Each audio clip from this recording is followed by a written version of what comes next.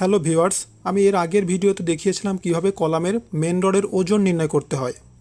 আজকে আমি দেখাবো কিভাবে কলামের স্টিরাপের বা রিংয়ের দৈর্ঘ্য নির্ণয় করতে হবে। কাটিং লেন্থ অফ স্টিরাপ অর্থাৎ স্টিরাপের দৈর্ঘ্য। গিভেন দ্যাট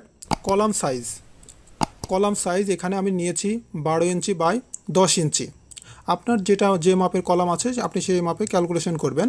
আমি এখানে 12 ইঞ্চি বাই 10 ইঞ্চি একটি কলাম নিয়েছি। এবং ডায়া অফ স্টিরাপ 10 মিলিমিটার। এটা দ্বারা বোঝা হচ্ছে আপনার রিংয়ের জন্য যে ডায়া আপনি ইউজ করতেছেন, আপনি 8 মিলি হতে পারে, 10 মিলি হতে পারে, 12 মিলি হতে পারে। আপনার কলামের সাইজ অনুযায়ী যে রিংয়ের জন্য যে ডায়া ইউজ করবেন সেটা আপনি ক্যালকুলেশন করবেন। এখানে আমি 10 মিলি নিয়েছি, সেজন্য 10 mm লিখেছি। ক্লিয়ার কভার 1.5 ইঞ্চি, অর্থাৎ চারিদিকে যে ক্লিয়ার কভার ছাড়তে হয় সেটা 1.5 ইঞ্চি। আর হুক বলতে রিংয়ে যে দুইটা হুক থাকে সেটা। হুক সমান 10D অর্থাৎ হুকের দৈর্ঘ্য। এখানে ডি বলতে যত মিলি ডায়া ইউজ করা হবে সেটা বোঝাবে। এখানে আপনার 8 মিলি হলে 8, আর যে 10 মিলি হয় 10, 12 মিলি হলে পরে 12। অর্থাৎ এটা যে ক্যালকুলেশন করি 100 মিলিমিটার। আর এই 100 মিলিমিটারকে যদি আমি ইঞ্চিতে কনভার্ট করলে এটাকে 25.4 অর্থাৎ 25.4 দিয়ে ভাগ করতে হবে, যেটা ক্যালকুলেশন করলে হবে 3.94 ইঞ্চি। এবার কাটিং লেন্থ অফ স্টিরাপ অর্থাৎ স্টিরাপের দৈর্ঘ্য নির্ণয় করার জন্য একটা সূত্র আছে। সূত্রটি হচ্ছে 2 into A plus 2 into B plus 2 into 10D minus 3 into 2D minus 2 into 3D। এখানে 2 ইন্টু এ বলতে এইদিকে যে দৈর্ঘ্যটা ছিল 12 ইঞ্চি, মূল দৈর্ঘ্য ছিল 12 ইঞ্চি। 12 ইঞ্চি থেকে ক্লিয়ার কভার দুদিকে যে ক্লিয়ার কভার আছে, ক্লিয়ার কভারটা যদি বাদ দিয়ে যে লেন্থটা রিংয়ের দৈর্ঘ্যটা যে থাকবে সেটাকে আমি এ দিয়ে বুঝিয়েছি, সেজন্য 2 into A plus 2 into B বলতে এইদিকে যে লেন্থটা ছিল 10 ইঞ্চি, ক্লিয়ার কভার সেরে যে রিংয়ের লেন্থটা থাকবে সেটা বি প্লাস 2 ইন্টু 10D হচ্ছে হুক। আমি যেটা আগে দেখিয়েছি বা বলেছি সেটা হচ্ছে 10D অর্থাৎ হুকের দৈর্ঘ্য।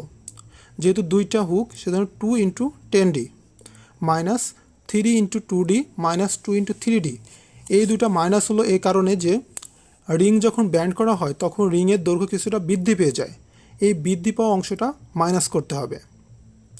এখানে 3 ইন্টু 2D, এখানে 3 জায়গায় আমরা দেখতে পাচ্ছি এখানে এই 3 জায়গাতে 90 ডিগ্রি অ্যাঙ্গেলে ব্যান্ড করা হয়েছে, সেজন্য 3 ইন্টু 2D। যদি 45 ডিগ্রি অ্যাঙ্গেলে ব্যান্ড করা হয় তাহলে তার মান 1D পরিমাণ বাদ দিতে হবে। যদি 90 ডিগ্রি অ্যাঙ্গেলে ব্যান্ড করা হয় তাহলে 2D পরিমাণ বাদ দিতে হবে। আর যদি 135 ডিগ্রি অ্যাঙ্গেলে ব্যান্ড করা হয় 3D বাদ দিতে হবে। যেহেতু আমাদের এই 3 জায়গাতে 90 ডিগ্রি অ্যাঙ্গেলে ব্যান্ড করা হয়েছে সেজন্য 3 into 2D minus 2 into 3D।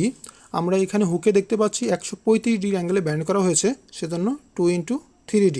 এখন যদি আমরা এগুলোর মান বসাই তাহলে 2 ইন্টু এর মান এখানে দেখতে পাচ্ছি 12 ইঞ্চি, টোটাল দৈর্ঘ্য ছিল 12 ইঞ্চি।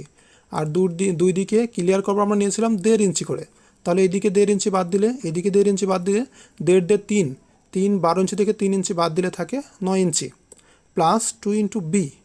এখানে বি বলতে এইদিকে টোটাল লেন্থ ছিল 10 ইঞ্চি, এই পাশে 1.5 ইঞ্চি বাদ, এই পাশে 1.5 ইঞ্চি বাদ, অর্থাৎ 3 ইঞ্চি বাদ। 10 ইঞ্চি থেকে 3 ইঞ্চি বাদ দিলে থাকে 7 ইঞ্চি।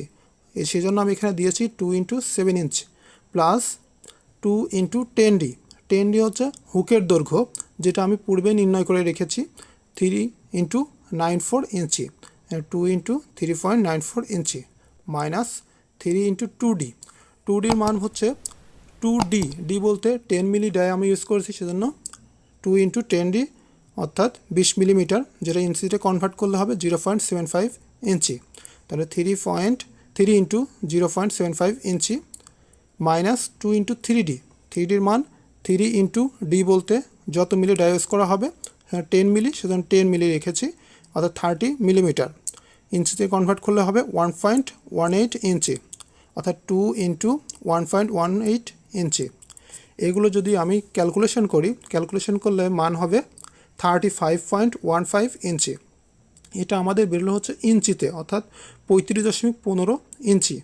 এটাকে যদি আমি ফিটে কনভার্ট করি, ফিটে কনভার্ট করলে হবে 2 × 9.3 ফিট। আশা করি বুঝতে পারছেন কীভাবে স্টিরাপের লেন্থ নির্ণয় করতে হয়। আমি এর পরবর্তী ভিডিওতে দেখাবো কিভাবে কলামে কতটি রিং বা স্টিরাপ ব্যবহার করা হয় এবং সেগুলোর ওজন কীভাবে নির্ণয় করতে হবে সেটা দেখাবো। তার চ্যানেলটি এখনও সাবস্ক্রাইব করে না থাকেন অবশ্যই আমার চ্যানেলটি সাবস্ক্রাইব করবেন এবং পরবর্তী ভিডিওগুলো পাওয়ার জন্য পাশে থাকা যে বেল আইকন আছে সেটাতে প্রেস করে রাখবেন। ধন্যবাদ সবাইকে। আসসালামু আলাইকুম।